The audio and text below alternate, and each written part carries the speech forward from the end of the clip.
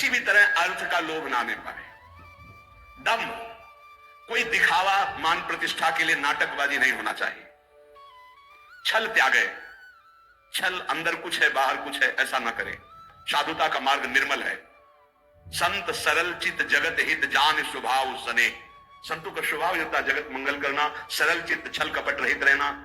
और विषसम देखे माया, माया किसे कहते हैं? मैं मोर तय तोर, जहां तक इंद्रियां जा रहे, जहां तक भोग विलासता के लिए मन जा रहा, सो सब माया जानो भाई। अपने माया में ही जी रहे हैं, माया में ही रह रहे हैं, माया के ही शरीर में है। इसे भगवत समर्पित करके माया की वस्तुएं भगवत प्रसाद करके पाओ, माया की वस्तुएं भगवत समर्पित करके प्रसादी पहनो, बच जाओगे। अगर स्वयं भोक्ता बनोगे अमनिया के तो फिर माया फंसा लेगी।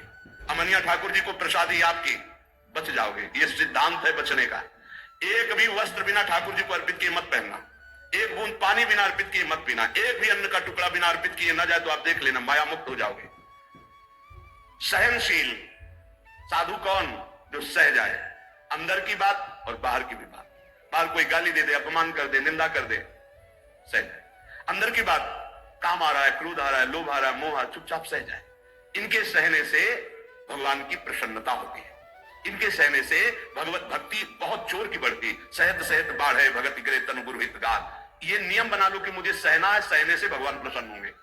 अपने प्रभु के लिए हर दुख सहना है। जब ये बात आ जाती है तो सब कुछ सहन करने में आनंद आता है। भला कष्ट सहने में कहीं आनंद आता है, लेकिन आनंद आता है अपने प्यारे के लिए कष्ट सहने में आनंद आता है। सहनशील, अगर ज्ञान हो जाए तब तो फिर क्या कहना, ज्ञान नहीं तो अपने प्रभु के लिए सहो। ज्ञान में तो सहना ही क्या, स्वाप्निक है, बिल्कुल स्वाप्निक है। बिल्कुल जैसे जगत आप देख रहे हो बिल्कुल स्वप्न चल रहा है, ये दीर्घ स्वप्न है मोह निद्रा में। भक्ति में उसे ऐसे ले लो कि भगवान की लीला हो रही है, तो हमें भगवान सहाना चाहते हैं, इसलिए गाली दिला रहे हैं, इसलिए निंदा करा रहे हैं, इसलिए अपमान करा रहे, चुपचाप सह जाओ। आशय उदार, आशय उदार होना चाहिए। आशय हमारा सांसारिक नहीं होना चाहिए। आशय क्या है? भगवत प्राप्ति। भगवत प्राप्ति के लिए हमें हर बात सहनी है। धीरज, धैर्यवान। भगवत प्राप्ति अगर आशय नहीं, लक्ष्य नहीं तो आप सह नहीं सकते, पक्का समझ लेना। भगवत प्राप्ति के लिए सह सकते हो। भगवान की बड़ी विचित्र लीला, बड़े बड़े सिद्धों को पिटवाया है, पुजवाया है, दोनों काम करते हैं वो।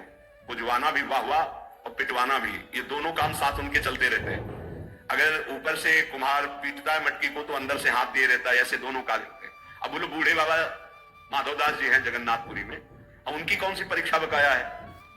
साथ ले जाते हैं बाबा, रात्रि में शयन हो जाता है जगन्नाथ जी का, आते हैं बाबा चलो आज राजा के बगीचे के कटहल का बड़ी खुशबू मार रही, पके कटहल है, तो जय जय आप सुबह हमें आदेश करें, हम राजा के पास जाएंगे, भिक्षा मांगेंगे, वो कटहल लाके आपको दे देंगे।